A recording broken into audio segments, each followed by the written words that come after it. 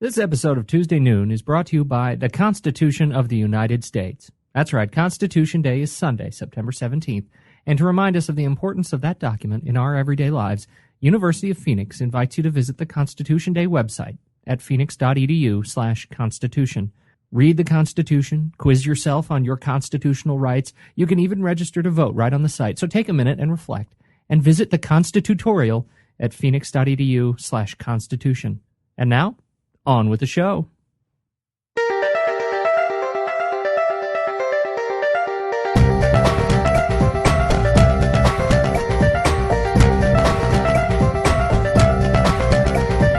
This week on Tuesday Noon, what is it about these so-called echo boomers that we don't get? What do we need to understand to get our arms around the current generation gap? How do demands on time, work, education, and technology define this generation? And what are we doing to help? That's this week on Tuesday Noon for September 19, 2006. Welcome to Tuesday Noon. It is another Tuesday, another noon. And we're back. This is very exciting. What are you talking about over there? I'm in the middle of doing the intro here because we're doing finger puppets. You're passing notes, and it's apropos of today's conversation, talking about the changing face of education. And you just took the note out of my hands and I should read it. Do you have any? Did you bring anything to eat? Because you're eating under the table. You're like my fifth grade teacher that busted me trying to pass notes through my lip smacker. Only a girl. You see, guys would never do anything. You'd roll the lip smacker across on the floor to somebody inside was a note. That's a trick. Remember the big, fat, huge lip smackers? Yeah. I'll bet you were the kind who actually wrote notes on your eyelids, and when you blinked, you close your eyes. I have a newfound appreciation for you today after that story. Yes, I do. It explains a lot about that I owned lip smackers? Well, no, just the whole note passing and the whole thing. So, yes. Got it. Yes. Well, today we're talking about we're talking about Gen Y, echo boomers. We've got the largest generation coming up since the baby boomers. And they're driving us as educators to change the way we think about doing. Well, they're changing society. Things. I mean, if you look at the baby boomers being 72 million or something like that, it gets a little smaller every day. But that generation is the largest generation, and then the Gen Y or millennials or however you want to define them are coming through, and their attitudes and how they want and values and everything is so different. It's just shaping our entire nation. Absolutely. And so we're here to talk about this. We've got a very special guest coming to us direct from Phoenix via the telephone. We've got Mr. Mark Alexander. Mark, welcome. How are you today? Welcome to the show. We're all very well. Thank you for taking the time to join us. Thanks for coming, Mark. My this pleasure. Is great. Mark has a very interesting role at the university. Mark is the head of Axia College. And the reason we asked Mark to come in is Axia is targeted at a slightly different group. Axia has a slightly different mission than the traditional University of Phoenix College has. And it really speaks to some of the things that we're exploring in terms of education and technology and new ways of reaching people and people who are a little younger who are approaching education slightly differently. And I think this is a great topic. This is actually a very fascinating one for me. I've done a few articles on this topic that have been published because it's interesting to note how this new generation is changing the way that we do things and how it's pushing us to evolve and do things differently. So, Mark, can you spend a couple minutes telling us about yourself? Sure. I've got about 25 years experience in the field of education, about half of that as a public school teacher. My first degree is in music, and I spent some time as a band director for middle schools and high schools for a long, long time. Very cool. That was my first passion in life, but as my family grew, I needed to do some things differently, and so I earned my master's degree in learning and instructional technology from Arizona State University, and I got into the corporate world. I've spent the last 12 or 13 years really focusing on developing corporate training, whether that be classroom-type training or web-based training or computer-based training, and developing those programs to help employers make their workforce more productive. I've been here at University of Phoenix for just about 5.5 years. I was hired as an instructional designer and moved my way up the corporate ladder where I'm now Dean of Axia College. Very cool. Now, Axia College, that is an online program, is that correct? Correct. All right. And what makes it different than the traditional just to make sure that everybody knows, because I'm sure some people aren't aware, how is the AXIA program different than the traditional University of Phoenix program? Well, a number of years ago, we noticed a change in the demographic of the student that was coming to the online campus at University of Phoenix. And as you know, University of Phoenix had typically targeted a working adult, and that working adult had a certain level of prior college experience that they were relying upon and drawing upon when they would come to our classes. But what we noticed was a very large segment of the students were coming in with little or no prior higher education experience. And so if you think about it, it's not a big stretch of the imagination to understand that the curriculum, the support systems, the technology that you use to educate someone who has a good number of years of professional experience and some prior college experience and is a more sophisticated or experienced individual is going to be very different from someone who has never gone to college before, whose work experience is very different. So we had to rethink our instructional model, we needed to rethink our support systems for those students, and we needed to rethink the curriculum and the way we taught those folks. And that's what AXIA College was designed to do. We've been around since fall of 2004, and things are going very well. It's always an interesting challenge here at AXIA. Well, I think it's very fascinating that we are able to shift and say, we as a society and again as educators, this is a different group and we've got to figure out a different way to do things. If you think about Gen Y, their values, this is to me, this is the Nintendo generation. This is the attention spans tend to be a lot shorter. They tend to get more of their news from the internet, media, not as many newspapers. They don't watch Walter Cronkite at night anymore to get it. They tend to... There are many reasons they don't Yeah. watch Walter Cronkite anymore. He's dead. He's dead. Yeah, that's one of the... Hey, I was trying to come up with an analogy. Can you give me a break for one? For They also once? don't watch Dan Rather. They don't watch Katie Peter Couric. Jennings. Okay, And they don't there watch we There you go. Katie go. They Couric. probably don't watch Katie Couric either. But This is a harsh crowd, Mark. Unless they want to look at her legs. now that's just crap. Did you? That is on the Is it Today true? Show though. She always wore skirts because a lot of men watched for her legs, and there was a period of time where she had really bad poison ivy and wore pants for like 2 weeks, and they were just flooded with letters and emails from men wanting her legs back. Now that is something I did not know. What does How that about say that? about our society? I'm- We're writing. That's an awful. I want to see Katie's legs. Where are her legs? At least we're activists on some level. We don't care about politics, but hey, where's Katie's legs? Exactly. We digress. We do digress very badly. So what is it that makes this generation so unique and so difficult? Ed Airside. Oh, that was the question. Oh, okay. Yeah, it I was a thought you question. were leading No, into some I was information asking. here. You know what's Yeah. interesting, and I'll jump in. Just you talk about media and where they get their media, and we're in the middle of. I know I've talked about this before, but I keep getting these results back in the middle of this new media survey of our own students, of AXIA College students, University of Phoenix students, and our School of Advanced Studies students, to see where they get their media and where they trust the most, and the vast majority of them obviously say that they get, they spend, in terms of information search, they get 90% plus from the web somehow. What signals do they trust the most? Local TV. So their nightly news or Is that morning weird? news. I find that weird. That is kind of weird. I I don't. think it's more their local news than national news. They're local news, Yeah, exactly. So what's going on locally? KGW, not Right. national news. What touches you locally? So the question then becomes, as an educator, how are you changing your classrooms and your virtual classrooms to approach different learners in different styles? What are we doing? And what are we doing in AXIA College? That's right. And one of the things that you said earlier, and I'm interested in Mark's perspective on this, is we are, as a general statement, this is how I heard it, was we have an opportunity to stand up and affect change, right? And Absolutely. think and change the way. My thought is, are traditional educators able to do that? Have we effectively done that?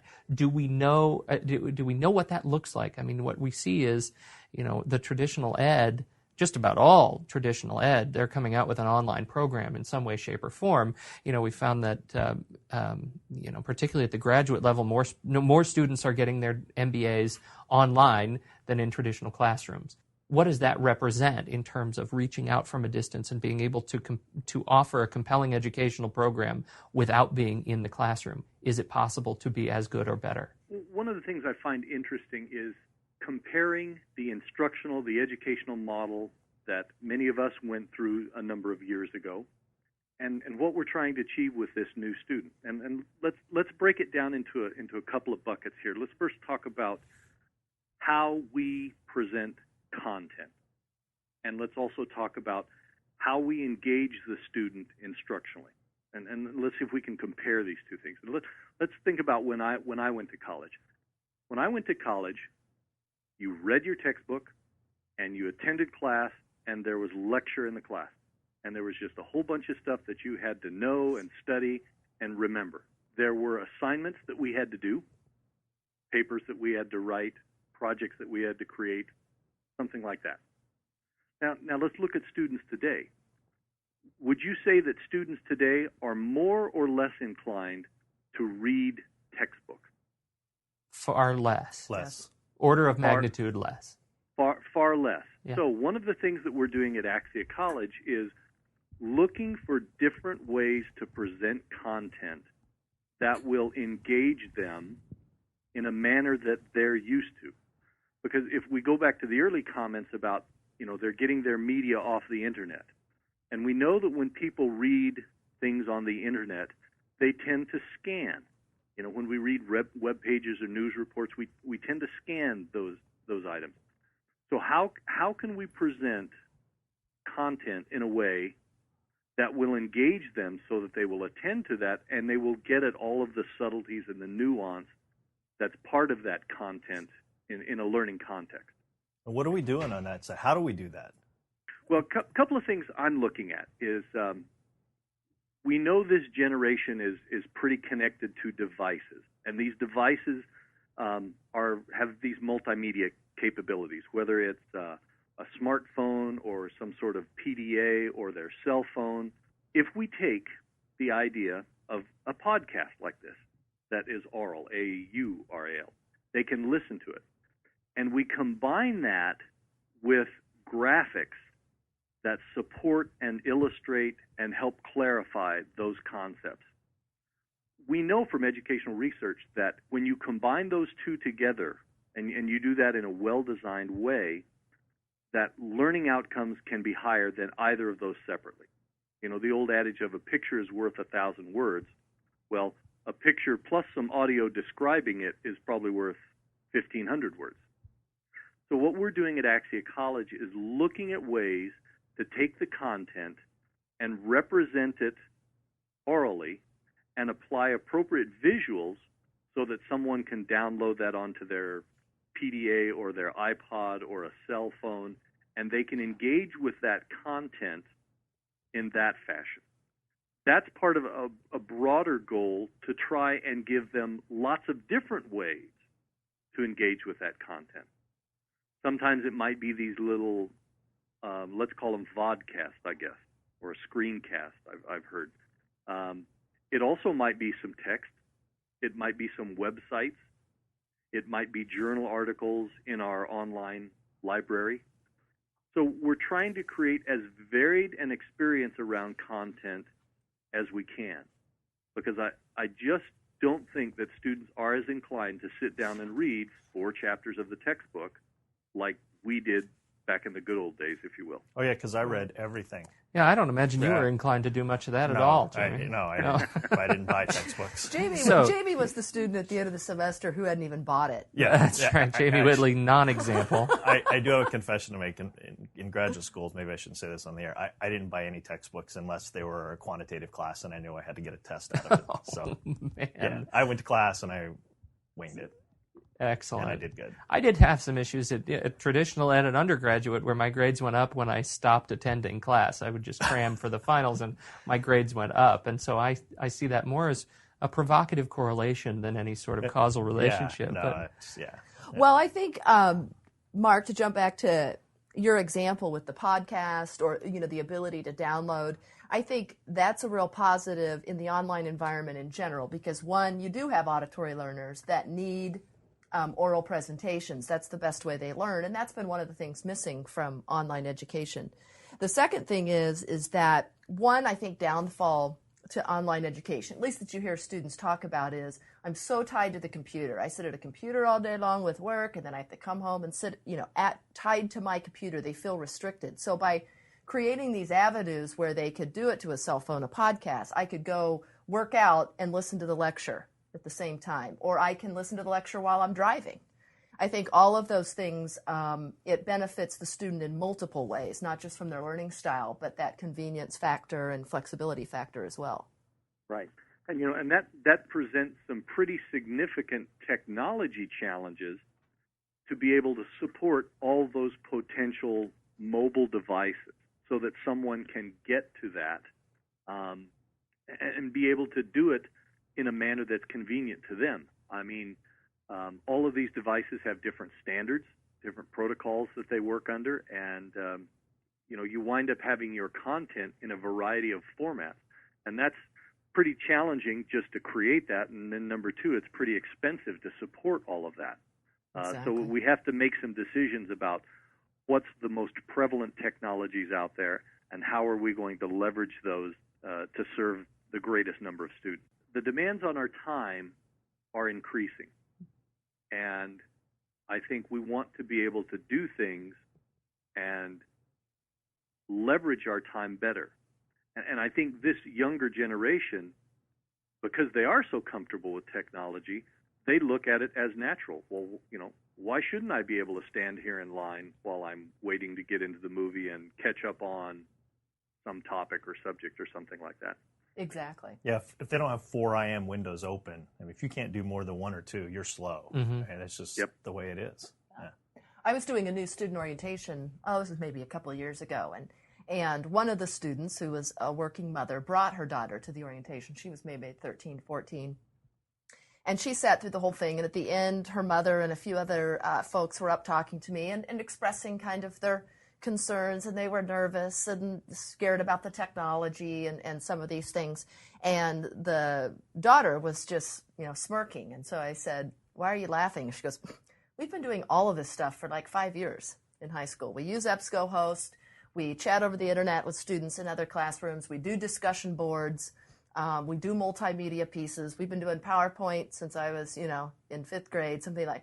And it was just like, wow. I mean, so to her, it was funny that all of these adults were sitting here nervous about what they were to embark on. And so then she teased and said, "Don't worry, Mom, I'll help you." Well, and that's a funny comment too, because it's one of those things, because the non-traditional education model, not just of ours, but anybody who's addressing this huge population of people who need more education in their lives, career changers, whatever. We're addressing a technology phobic group traditionally. And in light of that, when you go back and say, okay, now we're going to go address these kids who are coming from more traditional university age, we're behind. And a lot of us are behind. I mean, I'm reading this article here on all the National Center of Education Statistics found that 44% of all higher education institutions offered courses via distance learning technology. Most of them can't figure out how to offer a degree there. Yeah. Well, educators are behind. A lot of them. I talk to colleagues in other colleges, and they're struggling with how to touch Gen Y, and also struggling with their educators being up to speed on what this means. A story that just happened yesterday with one of our colleagues who we've had on the show, Bob Hamm. He went to a conference on the discovery of history, and Bob's a great guy and studies maps and all kinds of stuff, and it's very cool, but it's kind of a limited niche. And he got to present this paper, and he said there were 5 or 6 other educators that presented to this group of a couple hundred people, and the other educators that presented essentially read their research papers. Where Bob went up there, he had a PowerPoint, he had some handouts, he had some cliff notes, and he did this interactive presentation, and he felt really bad when he got done because it was so different. And then he said a number of people came up to him and said, "Oh, thank God you did something that you just didn't read your paper. We're so thankful that you would do that," because that's what society, that's where we're headed. That's what we do in business and in real life. And so many educators don't know that yet. They're not there. And so it's this difficult transition time to grasp these new things and pull them in and figure out how to use them. Well, and some of that comes, if you go to the true traditional model, a lot of the faculty that's on staff is not there because they're good teachers. They're there because of their research projects and the grant money they bring in and how much they get published. And that is ultimately many times what they're rewarded for, not necessarily how well they do in the classroom. Classroom's just a part of the job that they have to put up with. And a lot of them, quite frankly, wouldn't do it if they, could. And those that don't get TAs and they take care of it. Yeah. There you go. Yeah. So, but that's, I think, some of that. And so as that model changes around, what that comes to is institutions needing to do faculty development, needing to provide learning and development opportunities for their faculty as well to help them determine how to do things better and differently. There was an article, speaking of Portland State University, the student newspaper, and I'll dig this up for the show notes, had an article from a while back where the faculty wrote in saying they did a self-survey saying, we feel like we are incapable of living up to the technology in the classroom right now, that they need their own training at a major university. I think that's probably pretty consistent. Yeah. So I want to change gears a little bit. We're talking about the role of education, of our role as educators. But the real question for me is, what is the role of education in the life of a Gen Y student, over the lifetime of a Gen Y student, to be more specific? What role is education going to play in the way they live their lives? That's an interesting question, because if you look at statistics that show the correlation between the more education you have, not only do you make more money, but you also enjoy a much lower unemployment rate. Education is an absolute must-have if you want to continue to, live the American dream, if you will, and be successful in society.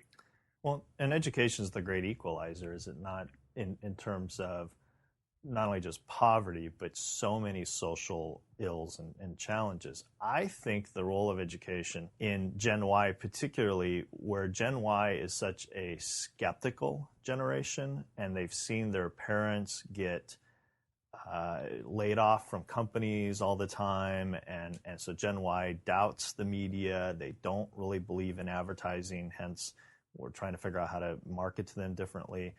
I think that the best thing we can do is, as educators, is get Gen Y and anybody in our classroom, no matter what generation, to be excited about the idea of just learning, because learning is cool and learning is important, and learning affects your entire life for the rest of your life. And no matter how you do that, no matter what outlet, as long as it's not just Fox News at night and reruns of The Simpsons and Friends, which is unfortunately what a lot of us do. Yeah.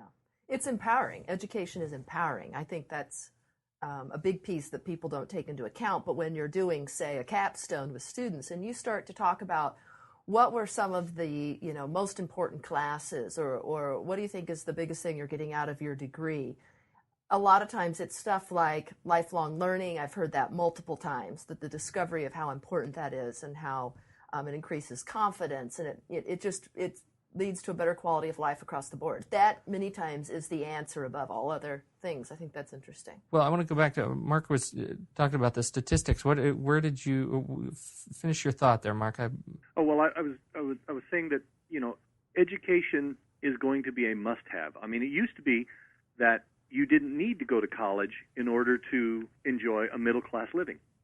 It was high school, right? You graduate from high school, and that was not too long ago. I mean, it was 30, 40 years ago. Right.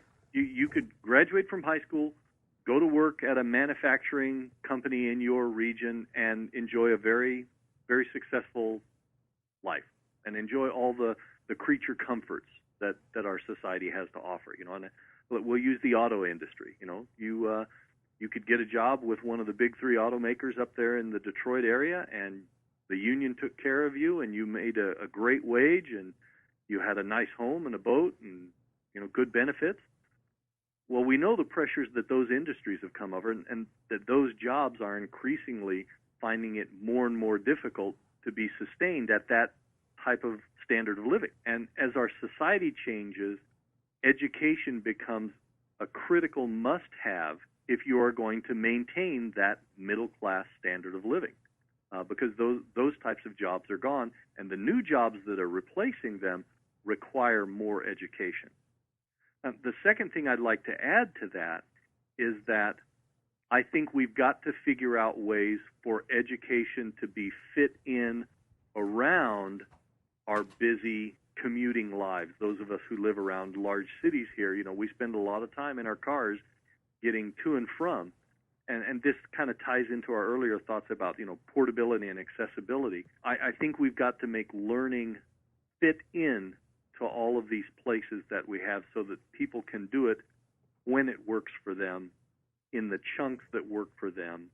I think the days of adults setting aside big blocks of time to go get their education are, if not coming to an end, are at an end. And the example I'll give is my father. Every time he went to graduate school, he would quit his job. We would move to that place. He was a full-time student. He would earn his degree. He'd get another job, and off we go. How many of us now would quit our jobs, move someplace else, live the poverty-stricken life of a graduate student for 2 or 3 or 4 years, on the hope that when you finished, the economy was robust enough where you could improve your standing and get a better job making a higher wage? So it begs a question. Now. Well, it's very risky. I know I would be in a very difficult position to do that. And it begs a question. And it was a thread I thought you were going to continue to go down, and I want to make sure we go there. 30, 40 years ago, it was high school. You could live a satisfying sort of middle-class life. Then it became college, really, over the last 20 years. You had to go get a college degree to be able to see what's next in your life, to be able to live that middle-class life. Now we're in this sort of influx of graduate degrees. I mean, the MBA is the degree of our generation, right? My generation. And, now it's sort of, you've got to go to grad school. But I'm starting to think that the role of education in the lives of this next generation is not a role of degree education. It's not a role of credentialed degrees. It's a role of ongoing, bite-sized, continuing education through the lifetime of your career as a student. I agree 100%. Because I think that, and again, it's not to say that degrees aren't important, but like I said earlier, and that they aren't going to seek degrees, and you're not going to seek degrees because we continue to will. But if I can have folks in my class who walk away really excited about learning and education and wanting to learn more and confident enough to explore topics that they weren't confident enough to explore, or hey, gosh, I would like to know about XYZ, and before they would just kind of pass it off and move on, they say, yeah, I'm going to go take a class on that, or I'm going to do some research on that, and I know how to do that research, and I know how to make critical decisions, and man, you've done a good job. And I think that's where education is going, is helping to answer those questions here and there, and if you can create lifelong learners, I think you've done a good job. Well, and it's more than that the expectations, organizational expectations ongoing, are going to be that, we'll support you to go get trained here. It's the whole matrix metaphor. You will plug in and get this training and this education and we're seeing a transition from, it's not just about, let's send you to a Perl programming class. It's about, let's send you to a leadership development. Let's send you to, Spanish. Let's send you to these typically degree-aligned Well, can I make courses. a social comment about that? I mean, I think over the last, when we went into the industrial age, it was an issue of, well, your job is to put this bolt in this hole, and so there's this assembly line mentality, and it was very task-oriented. And we're moving away from doing just specific tasks to owning jobs or areas or ideas and teams and communities. And so we have to think a lot bigger. And so it's not just enough to get trained in Visual Basic and that's what you do. This idea of learning additional, Spanish or whatever, or becoming a leader or project manager and being able to do things bigger, that's what we have to be able to do, because it's not enough just to own one particular task that you do for the rest of your life anymore. So then that begs the question, which I think we've brought up before, is what is the role of education, and is it beyond just content? Is it about developing skills and values and ethics, all of those things that will not only help them be successful in their careers, but have a fulfilling life in general. Well, let's make a distinction between training and education. Because I think what you just described, putting the bolt through the hole and putting the nut on the end, that's very low-level, task-oriented. That's training. Mm-hmm. And education is this higher level that we're talking about. What jobs have been outsourced and sent to India? Have they been the higher-level design? No, I mean, it's the manufacturing. Yeah, it's the manufacturing stuff. Customer service, tech support. Yeah. Right. And so I think we have to focus education increasingly on that higher level. But here's the challenge. Which comes first? Do you have to have that training in order to understand the nuts and bolts so that you can be that visioneer? Or do you have to have the education? Directly into that type of role? I'm not sure I'm parsing it right. So it's the chicken or the egg? Do you have to be well educated to be able to go and see how the pieces fit together so you'll be able to put the nut in the hole? Right. Or should you have experienced that sort of first and then work to be able to go appreciate and know what you want out of your? Yeah. Is that right? Kind of where you're going, Mark? Yeah. Okay. I guess let me say it this way, and I'm drawing on my software development days. Oh, a man after my own heart. Finally. Do I have to be a Visual Basic programmer? Do I have to have that experience in my background in order to be someone who can manage and lead development efforts and identify business needs and business problems that are going to be solved by the software that's being written by a group of programmers in India? Does that make sense to you? It totally. It's always a tough question. I always think you have to know enough to be dangerous to be in that position. But how much is enough, and how much? I think you have to have some level of knowledge. Absolutely. You may not be able to sit down and use Visual Basic and do the coding. I don't even know if coding's part of Visual Basic, but anyway, yes, it is. Is it okay? But you need to, I think, at least be able to know what Visual Basic can do for you. Right. You need to have some level of knowledge to see the big picture. And you need to be able to call BS when you see it because you have enough experience in that. But if you're just mired in that minutia, then you're not doing a very good job because you're too close to it. It's difficult to be proactive and strategic and a visionary and those kinds of things when you're all muddied up in the details. Well, that's why you went back to earlier. What's important is content important, and I tell my students that content is absolutely critical and important. But more important than content is process, meaning what do you do with the content? How do you apply it? It's the critical thinking skills. It's developing new things, new ideas. It's putting it in a way that makes sense and fits and is successful for you and your organization and your family. It's not just can you take a test with these and answer these 10 questions properly and regurgitate them from your book. It's just that model does not work and it's not effective. And so to me, it's like 50-50, 50% content, which gives you that foundation, and then you got to figure out how to go apply it and make it work for you. That's the other half. That's the whole Einstein thing. It was not that, Einstein knew any more than anybody else. It was that he had trained himself to realize that the most important piece is making concrete connections between discrete bodies of knowledge, to make a connection between things that normally are not connected or that most people would not naturally connect. And that's what's cool about education. I think if you were to go and ask all of the employers in your area, what do you want out of an employee, someone who has a bachelor's or a graduate degree? My suspicion is that they would say, we want them to be able to think critically and solve business problems and collaborate and do all of those things that we talk about, these higher order things that we're discussing. Mm-hmm. And I think to them, they would say, but it's a given that you have to know accounting. It's a given that you have to know the fundamentals of business. So I think education has to approach it from there is this body of knowledge, this content that you just have to know, but the real value that you're going to bring is in these other areas.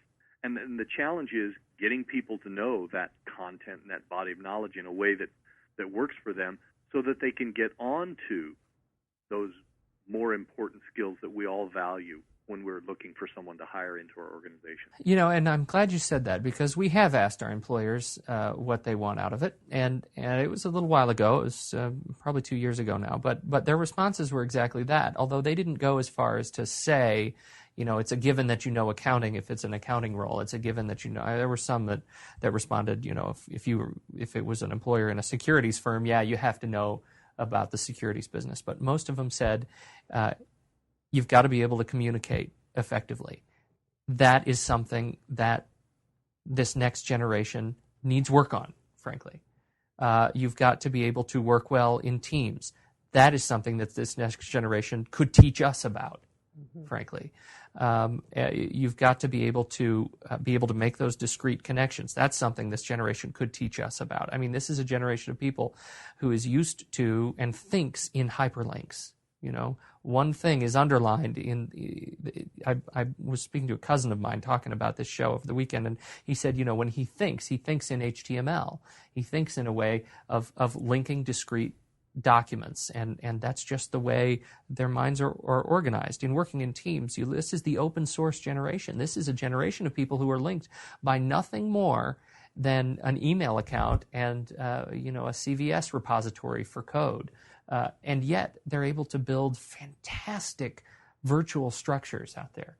This is the Second Life generation. If you haven't experienced Second Life, Mark, I don't know if you have any comments on Second Life. Any experience with it? Interestingly, we're taking a look at Second Life and trying to kick around some ideas of how we could incorporate that into our courses. And it's interesting because there's an awful lot of potential there. We're just trying to come up with creative ways to integrate that and create a space where people would go and interact and collaborate and engage with content and work on problems together. Can you do you want to give us just a second on what Second Life is for those who haven't experienced it? Well, Second Life is, for lack of a better term, it's a virtual world that you can get onto in the internet, and it's being used for a number of things. You know, people are creating spaces where they create, you know, these little businesses, and you go into Second Life and you can buy things in these businesses. There have been several articles recently about the economies that these virtual worlds are generating. And people will go into the world and they will create all of these things that have value in the virtual world, and then they will sell them on eBay so that someone can have that, you know, as part of their world. So it's a fascinating type of environment that people are working in. We've created a private space that we can kind of play in right now and figure out how can we do education within that space. But the growth of Second Life has just been phenomenal over the last year or two. They're constantly adding new things to the world, and people are jumping in and trying to figure out new ways to do in that new world. It is fantastic. It's vast. SecondLife.com. If you've never seen it, I'm up on the homepage right now. As of right now, there are 677,000 current residents of Second Life. And you talk about the economy. That's the thing that's most interesting to me. It's more than just a game. It really is an economy in terms of U.S. dollars, and there is an exchange rate between what they call Linden dollars, the in-world currency, and U.S. dollars. U.S. dollars spent in the last 24 hours inside the world, $325,000.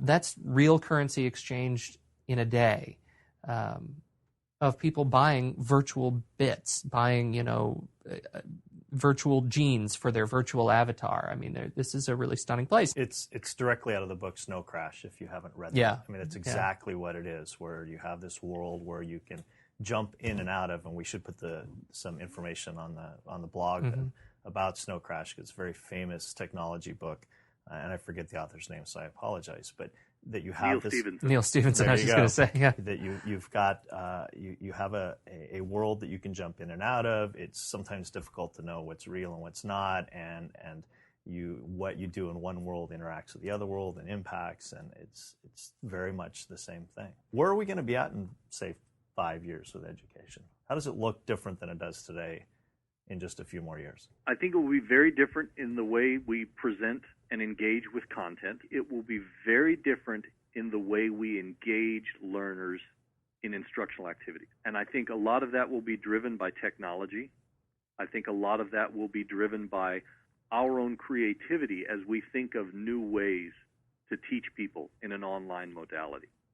I've been doing a lot of reading lately, and I've run across a number of articles on this, and they're all kind of posing the question, well, what if online learning were really good? What would it look like? How would we engage those students?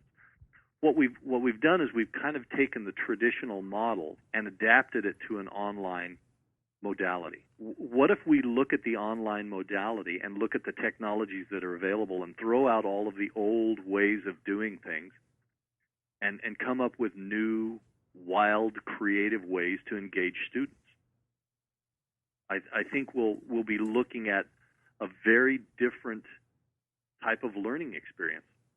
And quite honestly, I think that's going to come from this younger generation as we talk to them about, well, what could you do here? Because as we've discussed, to them it's second nature. I mean, they don't even think about it. Technology is, I mean, it's not technology to them. It's just part of this device and the things that they're able to do and the way they use it. And because they think this way and they look at it differently, they're going to be the ones who are going to help us figure this out.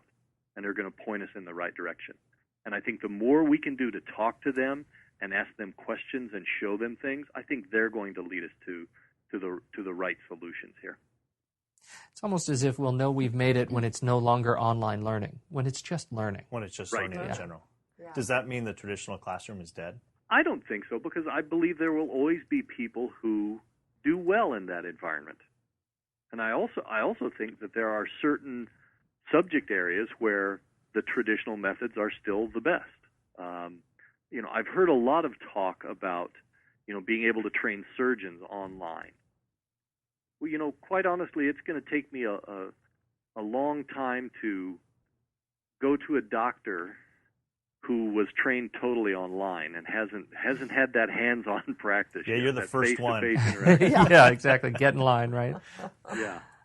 So I think some of that depends upon the body of knowledge that you're trying to communicate there. Well, and I think they will continue to merge too, because we need to extend the on-ground classrooms to more of an online environment to take advantage of these tools and different things. And we haven't yet always done that very well. Part of that's technology, part of that's the educators. But I don't think on-ground is dead. I think things are just shifting and changing, and it'll all sort itself out. But I really like what you say there about that cross-pollination of resources. I mean, that gets back to the universities that have great online resources but haven't figured out to offer a degree. I mean, MIT, for example, has made a very conscious choice about giving away just about all of their content in their open courseware project, which is stunning for self-learners, for students, for teachers to get access to this stuff. But they still don't have an online degree. Harvard has lots of online learning opportunities, but they don't have the online degree. They haven't figured out how to make that a compelling value proposition. Because when it comes down to it, I mean, that's what it's all about. I mean, do they have a way to keep their rigor and brand, the Harvard brand, behind an online degree? Pete, that's such an interesting question, because MIT is giving away all of their courses. But are you all familiar with David Merrill? Yeah. Instructional designer from Utah. Yeah. He made a very famous comment years ago: information is not instruction. Exactly. And I think we're at a place where MIT has recognized that, content is a commodity. It's just content, and you can get it in a variety of different ways in multiple forms. And the true educational experience goes on when you connect people to engage and interact with that content around some agreed upon goal. And I think that's really where we need to focus our efforts, is on how do we create that experience. Because I believe learning is very social. We learn best when we are engaged with others to solve some problem. Yes, you can learn by just reading a book or something like that, and that has value. But I think real deep learning occurs when it's done with other people, working on common goals, engaged around something that's meaningful to us. So, Pete, I'd like to go back to one of your comments. Why would you say that Gen Y needs to work on communication? Well, I'm glad you brought that up. When you look at what Gen Y, and you know, I mean, it's almost not fair. As I've been saying Gen Y, I brought up the Wikipedia entry on Gen Y, and I'm realizing that just using the term as a pejorative, that is probably not the right term. I mean, the millennial, the echo boomer, there are about 50 different names. Well, but there is a very cutting-edge book called Gen Y, W-H-Y question mark, because the Y nomenclature kind of defines their mentality, which is questioning everything. Right. So that's why that has kind of changed, and we should put the link for that author as well. Absolutely. So what they have been brought up on is this online communication structure, which tends to be less rigorous in terms of clarity of language, efficiency of language. Kind of the text messaging generation. It's the thumb generation, right? I mean, it's so, asking these folks, and this is, I'm speaking off my experience, empirical research, right? Highly rigorous empirical research. In the classroom with these students, we have far more to work on in terms of getting them to speak clearly and efficiently and effectively in presentations, and write clearly and efficiently and effectively in their papers, and be able to communicate there. However, communicating with each other is about as streamlined as you can get. It's a whole new language for these folks that we have to learn, that I have to take more time to learn in order to be able to speak to them. So that's where I was going with the communication issue. Now it gets to this other issue. That's why I get the whole open source movement. It really reflects the future of these people's future, this group's future. So you think they don't communicate well? They don't just communicate differently, but they don't communicate well? No. I actually think they communicate well if we know the language. That's kind of where I'm going. It's if they communicate very well with one another. They don't communicate well in formal written language and in formal communication presentations. That's my experience in the classroom. Well, I think part of that goes down to some of it, and I always try and drive us to social stuff. I don't know why, but I picked up an article today, actually, that just came out, talks about junk food, TV, and the internet are poisoning childhood. And one of the things they're talking about is that younger folks are actually socially not doing well. They're showing more social behavior problems. They have more depression. They have more isolation, developmental problems, and et cetera. And part of it becomes, so even though you may communicate well with your peer via text and those sorts of things, we're not as good in those settings, like Pete said, like giving a presentation or whatnot, because we tend to be a little more isolated as individuals. And so we're not, like Mark was saying, I think learning is a social thing, and so we don't bring people together as well. And so then some of those skills aren't as polished as you would want them to be, and you hope they will be when they go through the educational system. Which is what we owe them, really, is to give them that which they don't get on their own, which we got in many respects on our own. I mean, I just through the social activity, and that's why I think worlds like Second Life are so valuable, because once we get the technology right, we'll be able to bring together and model some of this behavior in a virtual environment that we just can't do right now. Are you all familiar with the writings of Mark Prensky? No, that's new. Oh, you have to check this guy out. How do you spell that last name? It's Mark Prensky, M-A-R-C, P-R-E-N-S-K-Y. And he's got a website called markprensky.com. Mark Prensky, all one word, lowercase, run together. Mm-hmm. And the guy's a fascinating thinker. And he's got a lot of writings about educating this new generation. And one of the things I was reading just the other day was something he calls the Prensky Challenge. And the premise is, who will be the first to challenge rather than blame our students? And so I'd like to tie this into kind of your earlier thoughts about, communication. And we're wanting to kind of get them to fit our world. Exactly. And formal communication. And you made the comment about how, well, they communicate very well, but we need to learn their language. What's changing here? Is the way we communicate changing, or are we trying to get them to be more like us and do formal communication like we do it? And how are we going to balance that out? Well, that's a really good point. I mean, will this generation truly change the way we communicate? If you think about it, do we teach the way we learn, or do we teach the way we were taught? Excellent point. And so, the status quo becomes self-perpetuating. Mm-hmm. And it takes a lot of momentum to get that paradigm to change. And it'll be interesting to see, will these folks, when they become of age and they get into the workplace, will they adapt to the more formal workplace as we know it, or will they really change the workplace? And will we have to adapt to them? And really, I mean, hasn't every generation had issues with the generation underneath them in some form or fashion, and many times around communication? I mean, I can remember a boss who was a baby boomer criticizing and complaining about how Gen Xers communicate and how we were butchering the English language and those kinds of things. So, that's kind of why I was coming back to you and wanting to know what you meant about communication. Was there real issues, or was it a generational No, thing? You're right. I absolutely just framed the generation argument that I am my expectation as a teacher of this group is that they conform to my expectation, and that is maybe not a fair assertion. Good food for thought. No, that is a very powerful message. That is really interesting. I think if you spend some time poking around Mark Prensky's site, he's got a page under all of his writings. He's a very thought-provoking guy, and you could spend weeks reading and thinking about all of the information on his site. And it's interesting, I've been digging through a lot of his work, and he was thinking about a lot of these things that we're just now getting around to 4 or 5 years ago. The dates on some of these articles, are 2001, 2002, and he's talking about a lot of these ideas back then. So he's a fascinating guy. If you ever have a chance to hear him speak, he's very, very good.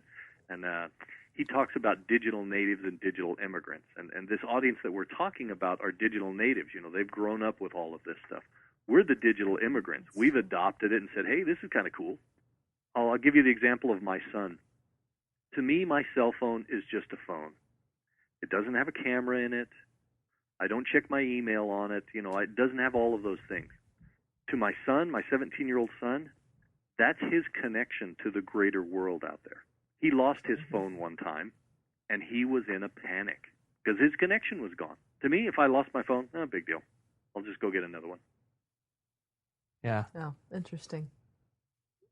Wow. Well, great. Guys, this is very good. Mark, thank you so much for your time. This has been very good, particularly that last bit. I just came to a whole new realization. I feel like I really have a lot to integrate off of that. Well, we could go on for another hour. Well, we truly There could, is no doubt, and we probably should, just not today. Not today. Yeah. Yeah, let's definitely have Mark on again. Yeah, let's do that. Mark, I hope you'll come back and talk to us. We're going to do some research on Mark Prensky and the Prensky Challenge, and then we'll come back and be more equipped to address this issue. I would love to come back. In fact, we ought to try and get Mark Prensky on this. Let's do that. That is a great idea. I will. Let's get a hold of Mark Prensky. Any other closing thoughts, folks, from anybody? No, I really appreciate Mark taking his time to join us because I know he's very busy. Axia's doing quite well and gaining momentum every day, so I'm sure he's very busy, and it was nice to have him give us an hour. Absolutely. This has been terrific. Mark, thank you so much, and we're going to go ahead and let you sign off now, and we'll be in touch. Well, thanks very much. I've enjoyed this immensely. Thanks so much. Talk to you soon. Bye-bye. Bye-bye. Well, this has been Tuesday Noon. Thank you so much for another fantastic week. And what about you guys? What are you doing this week? Anything big? No, but so much went on today that I'm going to have to spend some time digesting it and thinking about it because it's a very fascinating subject. And also I think, and I didn't talk so much in a couple of places because I've got some counterpoints that maybe we ought to put up sometime and discuss. So it's good. We'll put them in the blog, Tuesday12.com. Everybody head to the blog, check it out, read, comment, and drop us an email. Mary, the show.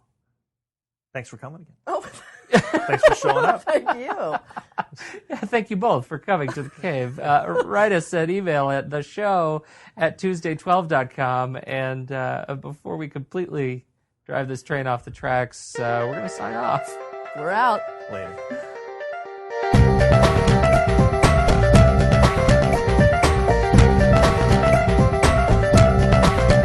This has been Tuesday Noon for September 19th, 2006, a service of University of Phoenix. For more information on the show, catch up with us on our website at www.tuesday12.com and write us. We look forward to hearing from you at the show at tuesday12.com. Thanks for listening, and we'll see you next week, Tuesday Noon.